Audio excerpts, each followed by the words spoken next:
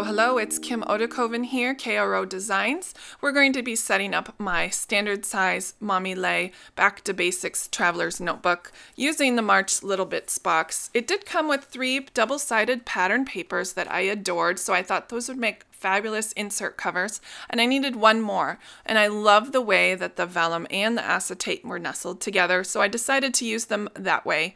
I got out my sewing machine and took a dry erase marker and my see-through ruler to give myself a guide on where I was going to be stitching those together. Then I secured them with a bulldog clip just to make sure they weren't going to slip and slide as I was sewing. The only trick to sewing that I can give to you is go ahead and make sure your needle is in the down position when you're turning the corners. That way you'll get a nice and square corner. Then I added some die cuts, and I had a little bit of sequins from my own stash with hearts and some stars, and they thought they would look fantastic as kind of a shaker insert cover. I finished up that seam, back stitched, and I was ready to go. The next thing I wanted to focus on were the dashboard inserts. Those are the things that go inside the plastic sleeves that you can purchase from several places. I wanted to use some of that fabulous pattern paper that comes free in the Mommy Lhey Little Bits URL that comes on the back of the postcard that comes in each box. Every single time I'm amazed that she's always gives these freebies away for us to use in cases just like this where I needed more paper, and it's perfect just to print out on my own. I didn't know if that extra piece of pattern paper would go well there, but after I kept looking at it, I noticed that was going to be the perfect solution for some added dimension. I also wanted to keep the diagonal focus on the bottom, so I just decided to use that rose gold bow washi tape as an accent above the fake glitter strip. Then I added a die cut, and as you can see, I'm always using a Craft Bond Elmer's glue stick. That's my adhesive of choice. It's permanent and it's fantastic, and it dries really quick. I needed the outside to have a little bit more of a sharpness to it, so I just took a brown Sharpie and I just drew around the edges with my ruler. Then I took a top of the sticky note and I just went ahead and chopped off the notes part and added it to the bottom. Then on the back side, I wasn't really sure I was going. I just knew I wanted to use that particular packaging, but I ended up not using it at all. I found some extra pieces of paper just lying on my desk, and I added them to the composition. I didn't know how it was working at the time. Everything wasn't lining up, but I just kept turning and trying, and eventually it worked out. I did use the top of the postcard that comes in each Little Bits box because I love that sentiment. Then I just added a few die cuts, and primarily I just used them because I needed to cover up some seams, and so those were the perfect logical thing that I could use that was super quick. The entire process of putting this traveler's notebook together took about 2 hours from start to finish, with all the dashboard inserts and the insert covers and the pocket decorations, what we'll get to at the end. For this insert cover on one side, I just used the printed out pattern paper that came with the digital kit, but then I wanted to really use this packaging. I didn't worry so much about that little page flag thing that says Little Bits in the corner because I knew I was going to be covering it up with some of that fabulous Mommy Lhey washi. I loved this black and white check pattern.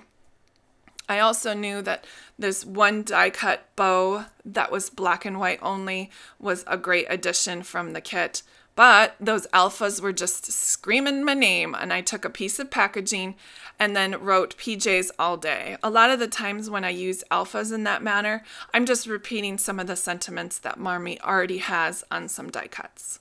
Now I'm just folding the insert covers in half and getting ready to assemble. This time I did put together my own version of a notepad, and it's going to be just free floating. I used the digital papers, and here I am just assembling the things together. I just layered the inserts, the A6 insert files on top of each other, and then created an opacity so they could kind of see through, but I wasn't really happy the way the top looked, so I just went ahead and copied that section over and over again. I did an extensive Photoshop tutorial, and I will link those below if you're interested in how to use Photoshop. But don't underestimate the power of your digital files. You can create as many or as little things as you want. This one, I just duplicated that section 3 times on a piece of paper, printed it out 3 or 4 times, and voila, I have my own notepad. This one is super fun. The last section of projects that I did was these fantastic tags. I love making tags. It's one of my newfound little things. And one of the things that I love to do is use those grommets. It was a $10 purchase in Hobby Lobby in the actual fabric section, but I love the fact that those grommets not only hold them things together, it actually adds a little bit of texture to your creation. Using one of those fabulous puffy glitter stickers, I added a couple more die cuts and some of those hearts and stars that I used in the sequence glitter insert cover. Another tag in the making using some packaging and some extra acetate and vellum that I had lying around. Again, I used the grommets, and then I just did a little trimming on the top to add some dimension. Cookies and milk, anyone? Couple stickers, another one of those puffy glitter stickers, and I'm in business.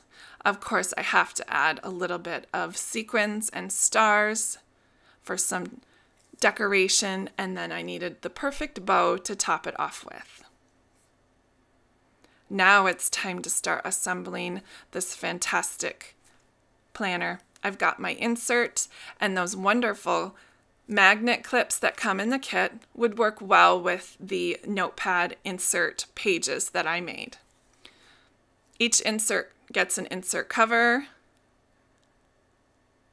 and I noticed that it was flopping around on the side, so I decided to make one last quick tag to add another special sentiment to my planner. This one only took 30 seconds, a couple staples, a couple stickers, a couple die cuts, and you're in business.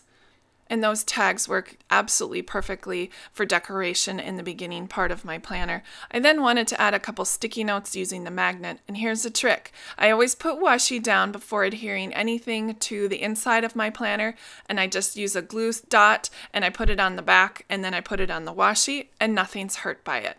I hope you guys enjoyed the setup today. Thanks for stopping.